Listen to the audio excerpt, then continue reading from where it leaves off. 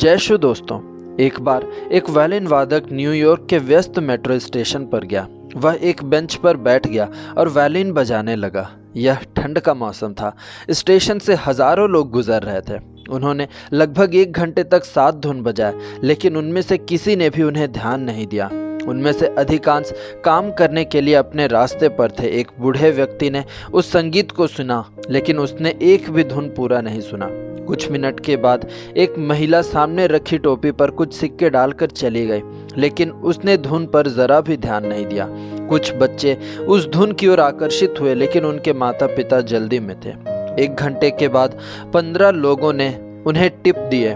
उन्होंने $30 एकत्र किए। न तो वायलिन वादक की सराहना की गई और न ही किसी ने उनके संगीत को ठीक से सुना। कोई नहीं जानता था कि वह कोई और नहीं बल्कि जोशुआ बेल है, जो दुनिया के सर्वश्रेष्ठ संगीतकारों में से एक हैं। उन्होंने कुछ सबसे महंगे धुन बनाए जो कभी उस स्टेशन पर वायलिन के साथ लिखे गए थे।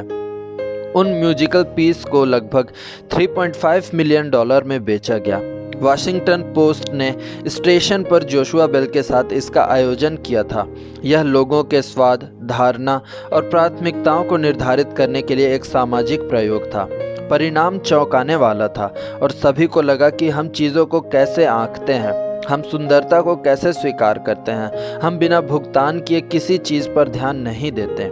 हाँ मेरे प्यारे दोस्तों, यही कारण है कि यीशु आज के सुसमाचार में अपने शिष्यों से कहते हैं, जो मेरा अनुसरण करना चाहता है वह आत्मत्याग करे और अपना क्रूस उठाकर मेरे पीछे हो ले।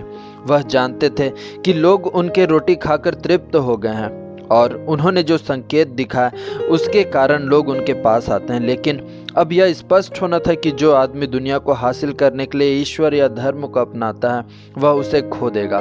यीशु पेतरुस को चेतावनी देते हैं, क्योंकि वह यीशु को क्रूस ढोने से रोकने की कोशिश करता है और यीशु कहते हैं, हट जा शैतान। शिष्यों ने ध्यान केंद्रित करने में चूक की। उन्हें नहीं पता था कि यीशु के लिए क्रूस का क्या महत्व है।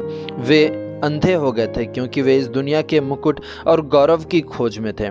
जोशुआ बेल की तरह यीशु ने सबसे महंगा धुन सुनाया, लेकिन किसी ने उस पर ध्यान नहीं दिया क्योंकि किसी ने भी अब तक इसके लिए कीमत नहीं चुकाई थी। यहाँ यीशु हमें याद दिलाते हैं कि क्रूस हम लोगों के लिए अर्पित उनका प्यार है जो हमें स्वर्गीय यरूशलेम की ओर ले चलता है। दुर्भाग्य से हम चूहों की दौड़ के माहौल में एक गरीब बढ़ई का अनुसरण करने के लिए असमर्थ हैं, जिसके पास कुछ भी नहीं था, लेकिन उन्होंने क्रूस के द्वारा दुनिया को मुक्ति दिलाई। यीशु आज चाहते हैं कि हम रुककर अपने आसपास की प्रकृति का अनुभव करें। वह चाहते हैं कि हम सोते हुए बच्चे को देखें जो हमें यह बताते हैं कि जीवन कितनी नाजुक है। वह चाहते हैं कि हम एक टूटे तारे को देखें और महसूस करें कि जीवन कितना अस्थायी है। यीशु चाहते हैं कि हम उगते सूरज को देखें कि जीवन कितना सुंदर है। वह चाहते हैं कि हम मरने वाले व्यक्ति को देखें कि जीवन कितना महत्वपूर्ण है। आज दुनिया को जीतने के लिए नहीं भागें, बल्कि प्यार करने के लिए जिएं ताकि हमें भी प्यार मिले।